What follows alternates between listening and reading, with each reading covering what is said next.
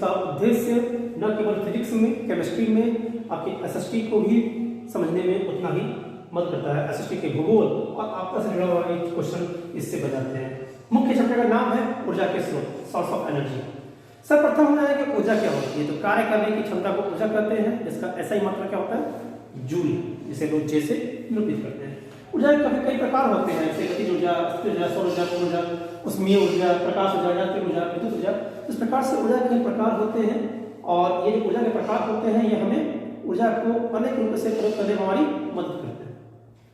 एक टर्म आ रहा है ऊर्जा संरक्षण का सिद्धांत क्या है, तो यहाँ पे हम लोग समझेंगे कि ऊर्जा का न तो निर्माण किया जा सकता है न ही उसे नष्ट किया जाता है। ऊर्जा को केवल एक रूप से दूसरे रूप में बदला जा सकता है, जो कि ऊर्जा के संरक्षण का सिद्धांत भी कहलाता है। ईंधन क्या है, तो वो सभी सामग्रियां जिसे हम लोग ऊर्जा प्राप्ति के उद्देश्य से प्रयोग कर सकते हैं उसे ईंधन कहते हैं। जैसे एलपीजी, कोयला, पेट्रोलियम, सीएनजी, हाइड्रोजन, यूरेनियम या लकड़ी। बड़े स्थलों में हम लोग यूरेनियम का प्रयोग करते हैं, लेकिन यहाँ पे मुख्यतः हम लोग घरों में लकड़ी या कोयला का इस्तेमाल करते हैं। एलपीजी जो कि सिलेंडर भरा होता है, liquid petroleum gas. CNG compressed natural gas को भी हम लोग टेम्पो में बड़े शहरों में देखने की भरा जाता है। अच्छा ईंधन या आदर्श ईंधन क्या होगा, वह ईंधन जो कि किसी विशेष गुणों को फॉलो करेगा उसे हम लोग अच्छा ईंधन या आदर्श ईंधन के नाम से जानेंगे। जैसे वह ईंधन जो धुआं रहित हो, धुआं दे लेकिन वैसा धुआं ना दे कि जिससे कि प्रदूषण हो, या धुआं ना ही दे। भंडारण, जिसको हम स्टोरेज आसानी से कर सके, सस्ता हो, मतलब एक आसान व्यक्ति भी उसे आसानी से खरीद ले।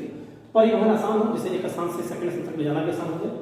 नियंत्रण कर सके, हाँ ये एक बात होती है कि हम नियंत्रण कर सके, कंट्रोल, ये देखिए उसे हम ईंधन के रूप में प्रयोग कर दिए और फिर उसे हम कंट्रोल न कर पा रहे जिससे कि हमें ही हानि हो। इस प्रकार से एक अच्छा ईंधन के ये सारे गुण हो जाते हैं, याद रखा जाए।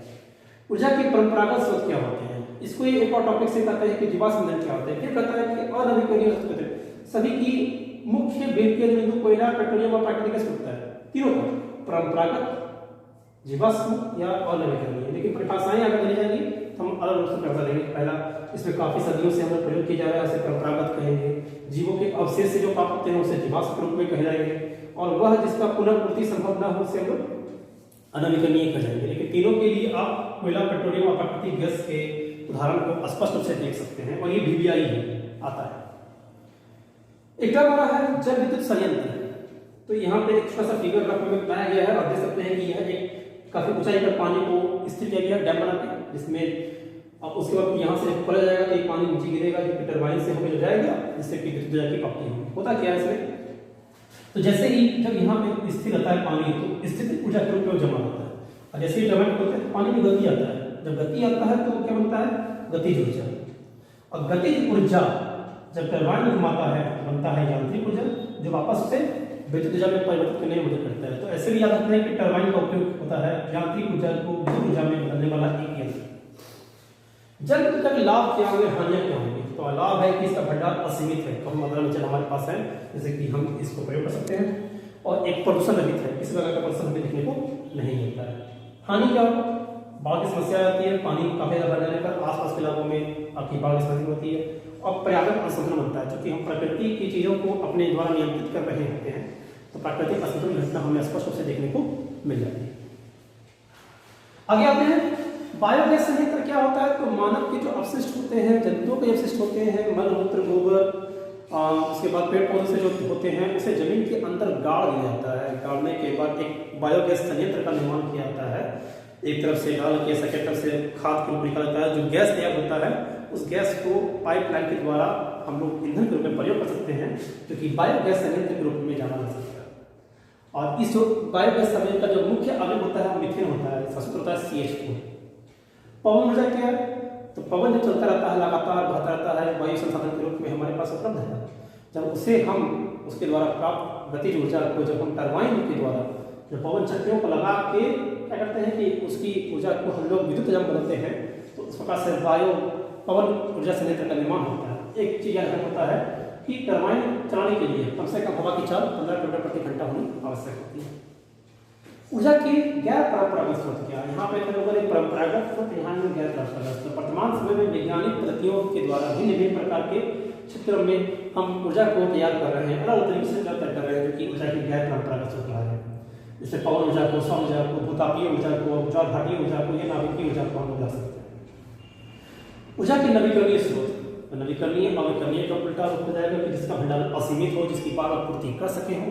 तो जितने भी उदाहरण आपके सामने हैं पहले से पूर्व में, वो सभी नवीकरणीय ऊर्जा के स्रोत कहलाएंगे। सौर ऊर्जा पे एक थोड़ा टिप्पणी है, उसका एक नाभिक ऊर्जा की टिप्पणी है।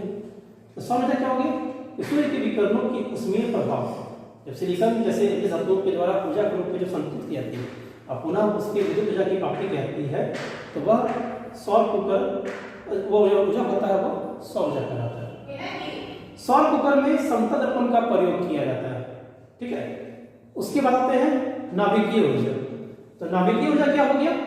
तो नाभिकीय ऊर्जा का मतलब हो जाता है कि नाभिकों के विखंडन या संलयन से जो ऊर्जा की प्राप्ति होती है वह नाभिकीय संलयन या विखंडन ऊर्जा के रूप में हमें प्राप्त होती है। देखा हुआ जब कोई भारी तत्व के परमाणु में मौजूद नाभिकों को विखंडित होकर अन्य तत्व का निर्माण करते हैं तो इसमें अधिक मात्रा में ऊर्जा की उत्पत्ति होती है, क्योंकि टूटने से बना, विखंडन से बना, इसलिए उससे नाभिकीय विखंडन करते हैं। इसका प्रयोग करके हम लोग परमाणुओं का निर्माण करते हैं और जिन भारी तत्वों का हम लोग प्रयोग करते हैं उसमें मुख्यतः यूरेनियम या प्लूटोनियम का इस्तेमाल किया जा सकता है।